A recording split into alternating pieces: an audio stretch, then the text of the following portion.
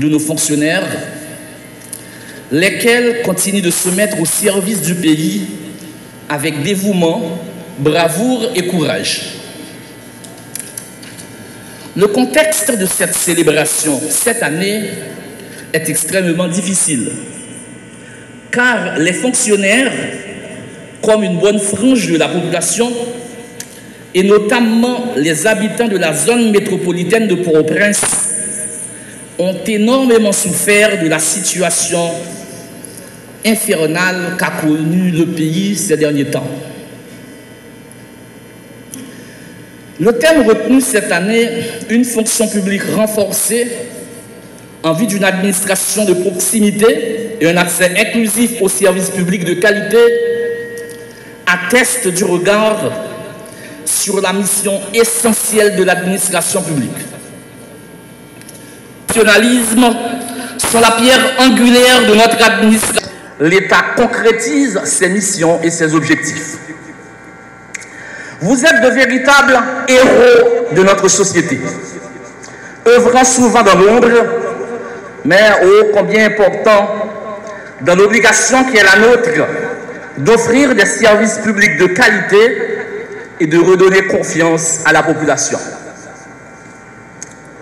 Au cours de cette année, vous avez fourni de très bonnes performances dans l'exercice de vos fonctions respectives. Mais l'État du pays vous demande de vous redoubler d'efforts pour continuer à satisfaire la population qui réclame davantage de services.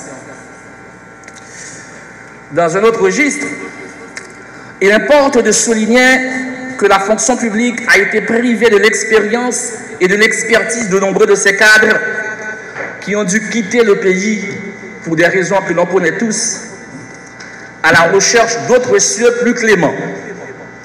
C'est un problème sérieux qui requiert des éléments de solution idoine. Mesdames, Messieurs, l'Office de management et des ressources humaines s'engage à soutenir et à renforcer les agents publics dans leur mission.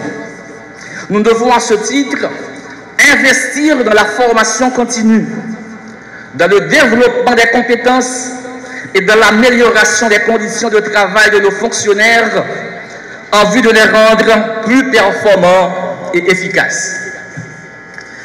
L'Office de management et des ressources humaines, assumant les responsabilités qui sont les siennes, telles que les dicte l'arrêté du 25 mai 2009 portant organisation et fonctionnement du dit office, lequel s'appellera, sous l'autorité hiérarchique du Premier ministre et de son leadership éclairé, à apporter sa pierre dans la mise en œuvre de l'un des objectifs du gouvernement de transition concernant les ressources humaines de l'administration, précisé dans les dispositions de l'article 44 de l'accord politique pour une transition pacifique et ordonnée du 3 avril 2024.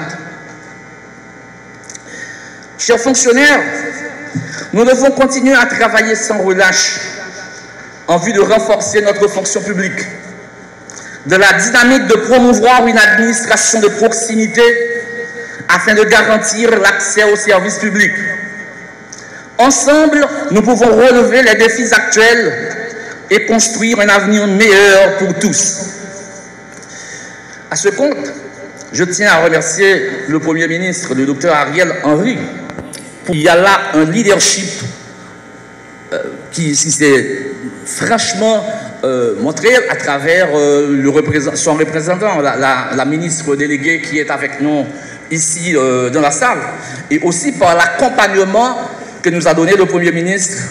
On est très clair qu'il est avec nous dans le cadre de nos démarches. À chacun de vous, votre participation à cette célébration est un encouragement précieux pour nos fonctionnaires et une reconnaissance de leur travail assidu. Ensemble, continuons à bâtir une fonction publique plus forte, plus résiliente et plus proche des besoins de la population.